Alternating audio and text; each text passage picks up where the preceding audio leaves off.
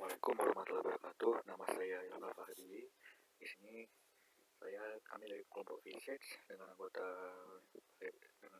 sebagai berikut, itu saya sendiri, Rasul Ilmi dan Timothy Fernando. Kami ingin mempresentasikan video review dari materi yang kami ambil, yaitu making video games that sell dan designing a good virtual economy for free to play game. Baik, langsung saja ke intinya. Yang pertama itu adalah video 1 dari GDC, making the games that sell, atau game yang laris. Nah, yang pertama, buatlah game yang disukai oleh orang-orang yang memiliki. Kita harus menentukan target yang berupa genre, player base, tujuan memulai audiens, durasi game, dan tren pasar dalam game. Oke, saya akan menjelaskan kualitas dan grafis dalam game. Jadi kualitas di dalam game itu dapat meningkatkan kesuksesan dalam game itu. Begitu juga dengan first impression. Kalau misalnya grafis dan art style game itu bagus, itu dapat membantu penjualan game. Contohnya seperti Cyberpunk 2077 dan Star Citizen. Walaupun gamenya flop, kedua-duanya, itu karena first impressionnya sangat bagus, itu banyak yang beli gamenya. Setelah itu, playtime, publicity, replayability, dan community content. Playtime itu dapat berpengaruh terhadap game, bisa menjadi daya tarik bagi pemain. Karena misalnya game ini mempunyai playtime 50 jam atau sebagainya. Jadi karena playtime-nya lama itu, konten in-game-nya sangat banyak. Dan karena konten in-game-nya banyak, replayability-nya tinggi. Itu butuh waktu yang lama bagi pemain sebelum dia bosan dengan game tersebut.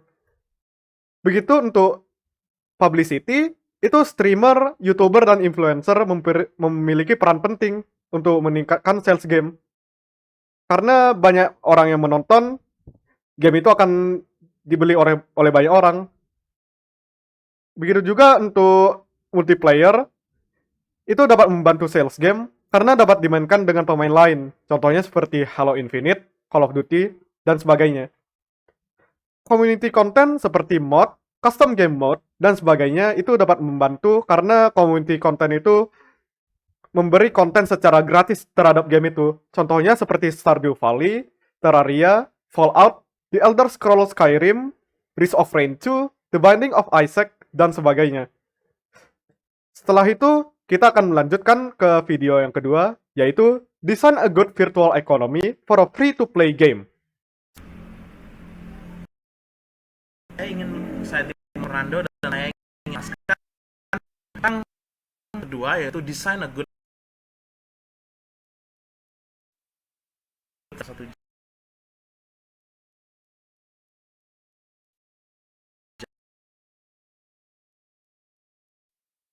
sekitar berapa belas menit, tidak terlalu lama emang. Oke, kita lanjut saja untuk desain currency game free to play. Jadi game free to play ini sekarang biasanya tidak hanya 2 sampai 3 jam atau bahkan 10 jam. Itu bagi yang kurang tahu, game 10 jam itu kira-kira game-game AAA yang bukan mungkin bukan RPG tapi kayak game AAA biasanya itu tuh satu sesi, satu full game itu selama 10 jam. Tapi walaupun cukup lama ya kelihatannya kalau misalnya dari game biasa, tetapi dalam jangka kita sendiri free to play ini tidak hanya ingin selama itu, kita ingin jangka yang sangat panjang seperti 1 tahun. Ini bukan main terus menerus tapi mainnya setiap hari, kayak main setiap hari dan bisa sampai setahun mainnya. Dan setahun itu pun sebenarnya lebih ke arah yang dikit dan bisa sampai bertahun-tahun kalau misalnya kita ingin game yang desain currency-nya bagus. Nah, gimana caranya kita bisa sampai 1 tahun ini? Nah, itu tuh caranya adalah dengan ekonomi, dengan menggunakan game ekonomi. Ekonomi lah yang memungkinkan desain yang bisa scalable seperti itu. Dan ekonomi tersebut adalah tanggung jawab dari game designer. Masalahnya, masalah dalam pembuatan ekonomi itu ada 2. Jadi yang pertama itu pemain antara terlalu cepat atau terlalu lambat dalam mendapatkan virtual currency. Satu lagi nggak ketulis, tapi yang satunya lagi itu pemain terlalu terlalu mudah atau terlalu sulit untuk mendapatkan virtual currency. Ya mirip sih emang masalahnya ya kelihatannya, tapi beda. Yang satu itu lebih ke arah waktu secara general aja, kalau misalnya yang dua itu skill yang diperlukan untuk mendapatkan currency. Yang pasti keduanya itu harus di balance, di apa namanya bahasa Indonesianya, harus diperhatikan lah keduanya supaya tidak terlalu ke satu arah, sehingga kalau misalnya ke satu arah itu tuh nanti kalau terlalu cepat nanti bosan, kalau terlalu lambat itu juga bosan, kalau misalnya terlalu gampang ya bosan juga, kalau misalnya terlalu susah malas, jadinya malas ngelakuinnya nih, apa keuntungan saya kayak gitu. Itulah masalah utama dari mendesain ekonomi di game free to play. Jadi yang harus didesain itu tuh bukan market, tetapi money-nya atau currency lebih baiknya. Karena currency ini bukan hanya uang doang, tetapi juga tetapi pokoknya semua benda yang bisa ditukarkan ke sesuatu yang lain. Uang memang salah satunya, tetapi juga bisa misalnya XP yang kita dapat dengan membunuh musuh, itu tuh kita bisa tukarkan menjadi misalnya karakter kita tambah cepat atau karakter kita tambah kuat.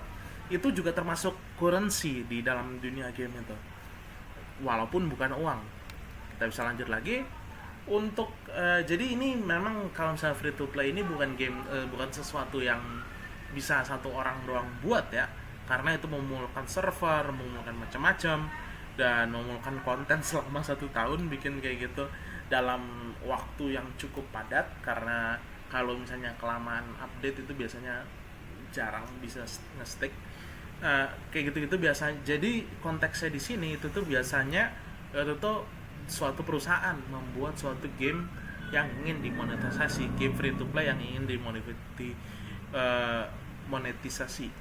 Nah, di dalam konteks ini monetisasi harus dipikirkan seawal mungkin, karena game ini adalah bagian dari perusahaan, bukan hanya satu orang doang.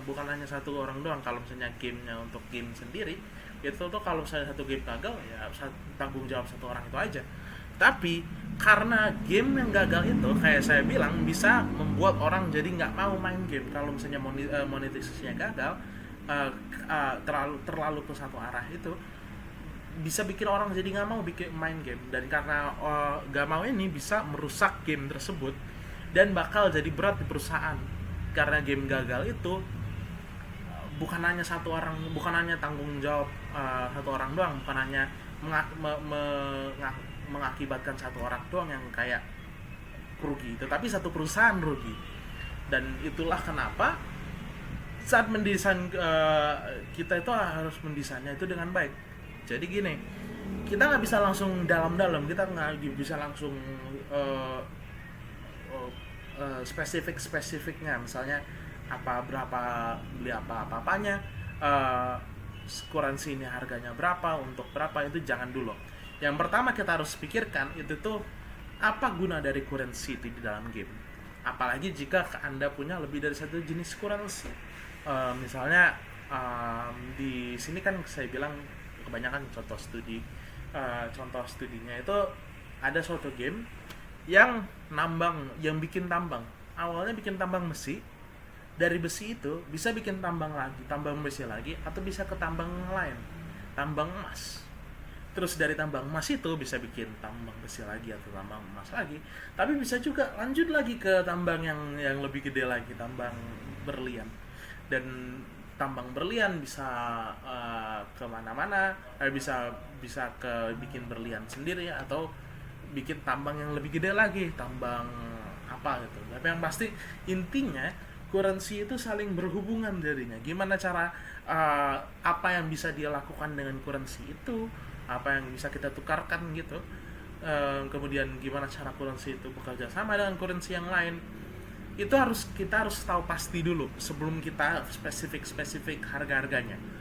Dan setelah itu bisa kita dalami. Salah, kita nggak bisa langsung dalami lagi.